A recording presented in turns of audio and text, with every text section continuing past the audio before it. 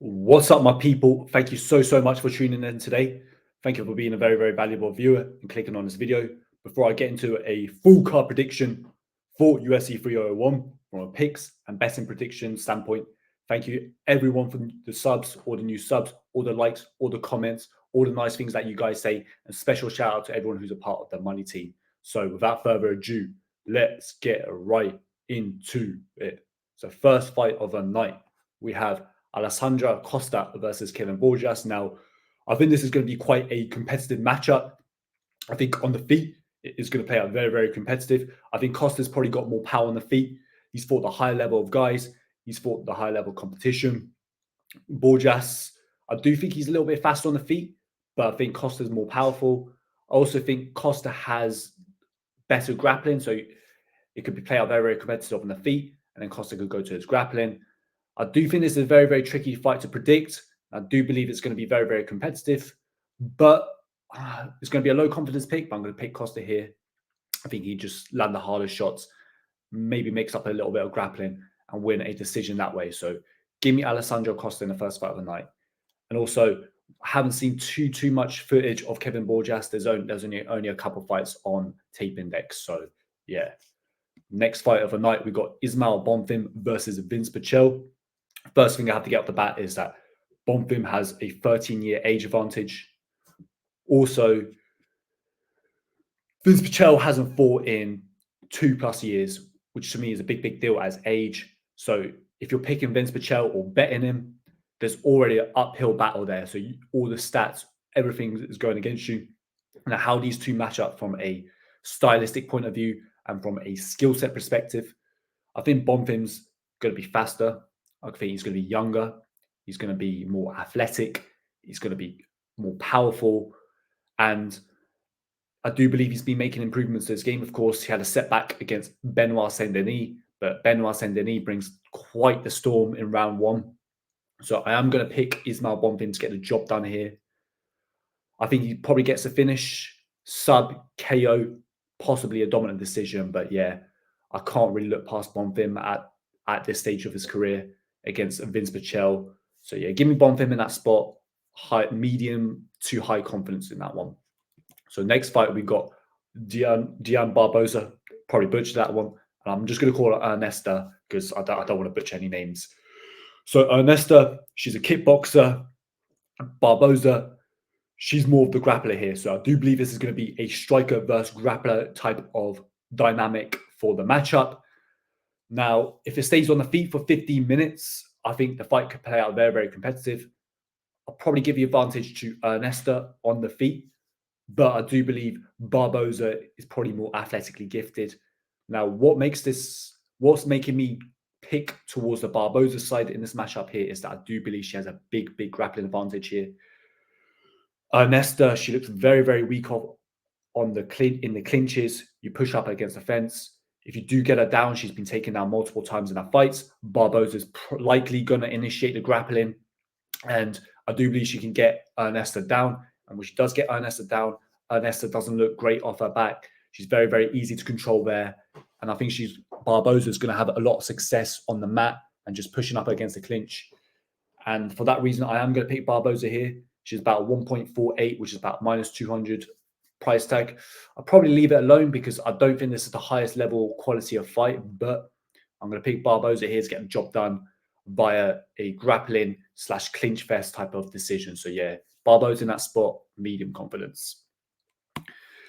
Next fight we have here is Mauricio Ruffy versus Jamie Mullarkey. Mauricio Ruffy, he reminds me of a poor man's Conor McGregor when in his prime. He uses a lot of head movement, straight shots, reflex type of style of defense. Jamie Mullarkey, he's a dog. He's going to come forwards. He's fought a high level of guys. He's been in the UFC longer. Now, the first thing I have to get at the bat here is that Mauricio Ruffy is actually moving down from 170 to 155 here. So who knows how much of the weight cut that's going to take, how much of a toll that's going to take. And I think for Mullarkey to win this fight, he's going to have to come forward, make it a brawl, make it an uncomfortable fight, just make it a dog fight. And for Mauricio Ruffy to win this fight, I think he needs to keep it clean, keep it more technical, use his superior striking skill set, which I do believe he does have, and just kind of outstrike, outpoint Mullarkey, maybe get a possible finish. I'm going to pick Mauricio Ruffy here. It's going to be low confidence because I do believe he's a little bit unproven. He looks all right in the Dana White Contender Series fight, but I still do have a lot of question marks with this fight. He's moving down to 155. Mullarkey, he's fought the high level competition. So give me Mauricio Ruffy in that spot. Possible KO, if not decision. And I think it's mainly going to be a striking fight. So next fight we have here is we got Joaquim Silva versus DRAKKAR Klose. Now, how these two match up, I think on the feet, it could play out very, very competitive. But I do believe DRAKKAR Klose is a little bit more smoother, just a little bit more faster, just a little bit better on the feet. I do believe this is predominantly going to be a striking fight. Maybe Joaquim Silva can mix up some grappling. DRAKKAR Klose looks really, really bad off his back. If you get him down to the mat, he does look very, very weak there. But I am going to pick DRAKKAR Klose here in this spot.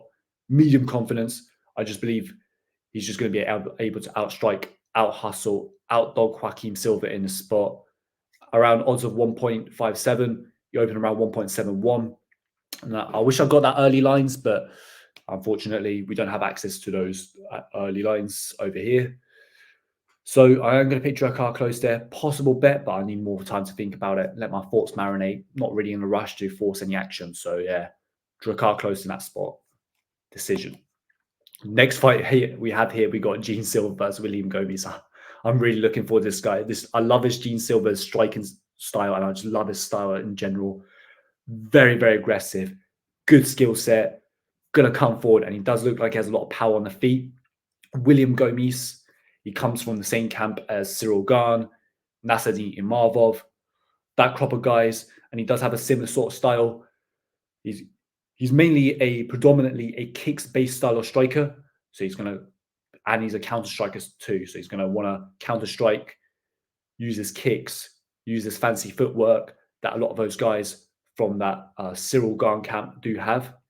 And Gene Silva is going to want to come forwards, make it a dog fight, be very, very aggressive, and land some heavy shots here. I think it's a pretty tricky fight to call. There wasn't too much footage of Gene Silva, so to me, he's a little bit of an unknown, which is crazy to say because he has 15 fights, I believe, 17. I can't remember his record, but he's got quite a lot of fights. But there's only a couple of fights I could find of him. But from what I've seen, I love this guy's style, and maybe it's a little bit of a biased pick here, but I am going to pick Gene Silva here. It's going to be a low confidence pick, but I just think he's going to come forward, land some heavy shots, use his aggression. And I think that's going to score better with the judges. But it would not surprise me one bit if William Gomis just dances around the cage, just kind of outstrikes him, outpoints him. But yeah, give me Gene Silva in this spot. Low confidence. But I'm really, really looking forward to seeing Gene Silva fight. I do believe this is a very, very well-matched fight. Next fight of the night, we got Elves BRENER versus OROLBAI. Now, first thing I have to get off the bat is that OROLBAI is actually cutting down from 170 to 155. When I was looking into this fight, I was thinking, this OROLBAI guy looks a lot bigger here. Turns out he's been fighting at 170 the whole time, which makes sense with his frame. So who knows how much the weight cut's going to take a toll, how these two match up. And from a skill set perspective, OROLBAI is going to want to grapple. Elves BRENER is going to want to keep this on the feet. On the feet, I'm actually going to favor BRENER. I do believe he's the better striker, more smoother, just a more natural striker in the spot. While on the other hand, OROLBAI, he's more the grappler, and his grappling looks good. He gets some takedowns, and he's not one of those types of lay and pray type of guys, holding on for dear life type of grappler. No. He's going to want to land some heavy ground and pound. And the way they score fights now, it's all about damage. So that OROLBAI style of grappling probably is going to favor and score well with the judges, especially if he lands some ground and pound. And I do believe OROLBAI is going to be able to get the takedowns here. Elves BRENER's been taken down, being controlled a few times. I do believe OROLBAI is a very, very good grappler, but on the feet, if it stays standing for 15 minutes or Elves BRENER's able to pop up back up to the feet, I don't entirely trust OROLBAI's striking skill set. I do believe Elves BRENER has an advantage there. So give me OROLBAI in the spot, medium confidence. I think he's going to get a grappling decision, if not maybe a finish. So next fight, we got Karolina versus LUCINDO. Now, my first instinct was like, cool. Like LUCINDO's going to absolutely dominate. Karolina's 38. And I was thinking, yeah, LUCINDO, possible parlay piece here. But when I looked into it, I was a bit surprised. Obviously, Karolina, OG of the fight game, been in many wars, and I believe everyone thought she was completely washed, completely shot, and all those reasons were valid. However, it looks like she's found a second wind in her career. She looks like she's found some rejuvenation, and she's looking much better on the feet. Like, I'm actually going to favor Karolina here. I just prefer her striking more. I think she's got a more diverse skill set on the feet. I think she's got better straight shots. LUCINDO's more hooks based. Now, the problem with Karolina is that her ground game's not the best. And she looks quite weak off her back. So if LUCINDO gets her down, she could probably have some success there. And then obviously there's advantages with the age, 38 versus 22. So there's big discrepancy there, which I can't overlook. And LUCINDO, she's younger. She's probably going to be making improvements fight to fight. Now, this is going to be a low confidence pick, but I'm going to pick Karolina here. I think all the value is on her as a big underdog. It's going to be a low confidence pick, guys, because she's 38. She could look washed. LUCINDO could be making big improvements. But I do believe she's the better striker. She's got more UFC experience. And I think she could give LUCINDO a little bit of a vet lesson, but it's going to be a low confidence pick on Karolina. Next fight of the night, we got a bang of a matchup here. We got Joanderson BRITO versus Jack Shaw. Really looking forward to this fight. This has got fireworks written all over it. Brito's a natural 145er. Jack Shaw, he had his debut against Amir Khan at 145. He looked a little bit flabby. Maybe he puts the weight on better now, and he's going to fit out more naturally into this weight class. Now, how these two match up from a skill set perspective and their skills, I think Jack Shaw's a very good fighter. I like his striking. He's got good grappling. Joanderson BRITO, he's very powerful. And I think he's a lot more physically imposing in this spot. And I think that's what's going to make a big difference in this matchup. He's just going to be a lot more physical. I think he's going to be able to land the hardest shots. And I think he could probably do some damage on the feet. It could be a situation where Jack Shaw's grinding on BRITO, but BRITO's physicality is going to come through. I think for Jack Shaw to win this fight, he's going to have to take this fight into deep waters, take it into round 2, round 3, just kind of wear on BRITO. BRITO does slow down a bit, which makes sense because he's very explosive and powerful. But I'm going to pick BRITO here, medium confidence. I just think that physicality is going to make a big difference in this matchup. I believe he could just land the hardest shots on the feet. So I'm going to pick him in the spot, medium confidence, but I'm really looking forward to this fight. And Jack Shaw's no joke, and I do rate his skill set. But yeah, give me BRITO in this spot. And from a betting point of view and from a betting perspective, a lot of money's coming on BRITO, and I totally get it. I think you've got some of our early pick'em lines. I think you made a good bet. Next fight of the night, we got Paul Craig versus Caio Borralho. Now, Caio's a guy I'm pretty big on. I think he's a top 15, top 10 type of guy. He's got a karate stance. He's very well-rounded. I like his striking. He's got good BJJ. He's a good grappler.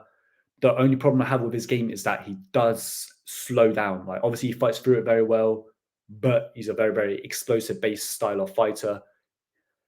Paul Craig, on the other hand, he's definitely fought some killers at light heavyweight. Some of the wins he's got is crazy. He's got wins over Jamal Hill, Ankalaev, and he's mainly predominantly a full guard specialist. He wants to get you into full guard and sub you. He's been improving his striking, etc. But his main thing is getting people down to his guard and fishing for subs. And on the feet, I have to favor Caio. I just think he's the way better striker, more tools, faster, etc. On the ground, I'm going to favor Caio here. I prefer his grappling more. He's more. I think he could negate Paul Craig's submission attempts. And I'm going to pick Caio here in a spot, medium to high confidence, because I just believe he's got a higher ceiling. He's got more paths of victory. And I think he can avoid the submission attempts from Paul Craig and win a decision, if not get finished in that spot. So give me Caio, possible parlay piece there. Just thinking about it throughout the week. But yeah, Caio in that spot. Next fight of the night, this is recently booked. We got Michel Pereira versus Ihor Potieria. Now, short notice for Ihor Pereira. Before he was fighting at 170, couldn't make the weight cut. He's a big guy. Makes sense. He's got a very good skill set. Very well rounded. Good striker. Good grappler. Just all round solid fighter. He does slow down a bit, but so does Ihor Potieria. If you make Ihor Potieria work, he does gas out very visibly. And from a skill set perspective, I think Michel Pereira is just a much better fighter. I think this fight could be quite competitive for a few minutes, maybe 1.5 rounds. But I think Pereira's skills is going to pay the bills here. And I do believe he's going to get a possible finish, if not win a decision. I just like his skill set more in this spot. So yeah, give me Michel Pereira in that spot. Next fight of the night, we got Anthony Smith versus Vitor Petrino. Intriguing little matchup here. Vitor Petrino is a physical specimen. He's got power on the feet. It looks like he's improving his game. He's a lot younger. He's taking a lot less damage. Anthony Smith, I do believe he's on the tail end of his career, unfortunately. And he took a bad beating against Khalil Roundtree, I believe just a month ago. So I don't really like that for him going into this fight. From a skill set perspective, I don't think Vitor Petrino has a big skill edge. I think it's actually going to be quite competitive from a pure skill set perspective and from a skill standpoint. But I think Vitor Petrino's youth, physicality, aggression, power, and just the fact that Smith's on a decline, looks a lot more timid. He looks a lot more scared now. I think Vitor Petrino is going to get the job done here in this spot. Get a possible KO, if not decision. So yeah, give me Vitor Petrino in this spot. Medium to high confidence. I just think the youth, the physicality, and the career trajectories is what's going to make the difference in this fight. So yeah, Vitor Petrino in that spot. We got a bang of a co-main event here. We got Jonathan Martinez versus the king, the legend, Jose Aldo. Jose Aldo making a return to MMA. He took a couple boxing fights. I watched some of his boxing fights. He's obviously not bad boxer. What's his motivation here? Is he trying to get more money? Is he trying to win the belt back again? And when I watch his boxing fights, you know, he didn't look bad at all. He still had it. I didn't see anything of a declining fighter. Jonathan Martinez, this is a guy I like a lot. I like his skill set. He's got nasty kicks. He's improving. And I do believe he's just going to be a little bit faster, a little bit sharper on the feet. He's just going to be younger. I think Jonathan Martinez is on the rise. Jose Aldo is the king, respect, legend of the game. But I do think he's on the decline. He hasn't fought in MMA in 18 months. Jonathan Martinez has been more active. And how these two match up from a stylistic standpoint, I see why the lines are close. I think this fight can be quite competitive. I can see this fight playing out very back and forth. But I think Jonathan Martinez is going to win this fight. I just think he's a little bit faster, just a little bit smooth on the feet, just a little bit younger. And I think he's going to end up getting a decision here in this spot. But I think this fight has potential to play out very competitively. But yeah, give me Jonathan Martinez in this fight, and I'm really looking forward to this fight. I think this is a great co-main event. And shout out to Jose Aldo, legend of the game. Now we go into the main event of the night. We got Pantoja versus Steve Erceg. Pantoja, very well rounded, good striker, excellent BJJ. Erceg's very good as well. Beautiful, crisp boxing. And he looks like he's that new generation of MMA fighter. And how these two match up from a stylistic and from a skill set perspective, I think if this fight plays out on the feet, it's going to be very competitive, especially if this fight goes into deep waters. Of course, Pantoja is a guy who fights through fatigue very well, but he does visibly slow down. He huffs and puffs a lot. So if it's a 25-minute kickboxing fight or boxing fight, I just think it's going to be like 50 fight. Pantoja got maybe a little bit more power on the feet, but Erceg's got the tight, crisper boxing. This tricky fight to call. And also what makes this fight tricky to call, in my opinion, is that we haven't really seen Erceg's grappling get tested to a very high level. He's got some regional submission wins, and he defended some takedowns against the guy who's fighting the first fight of the night, the Brazilian, the name's skipping my mind. Anyways, and I haven't really seen Erceg's grappling get tested to a high level degree. So maybe Pantoja could just get him down and just run through him like butter. But on the feet, it's going to be player competitive. There's a lot of question marks. I definitely wouldn't be betting Pantoja at 1.42. It's a championship level fight. Both guys are very skilled. And a lot of in championship fights, nobody's champ forever. And there's a lot of upsets can happen because both guys are very well matched. So I definitely wouldn't be betting Pantoja. I'd only look at the Erceg side. I'm going to pick Erceg here because he's the underdog. I think he could keep his fight on the feet, make it a boxing-centric fight, take Pantoja into deep waters, just kind of outstrike him, maybe defend some takedowns, get back up to the feet.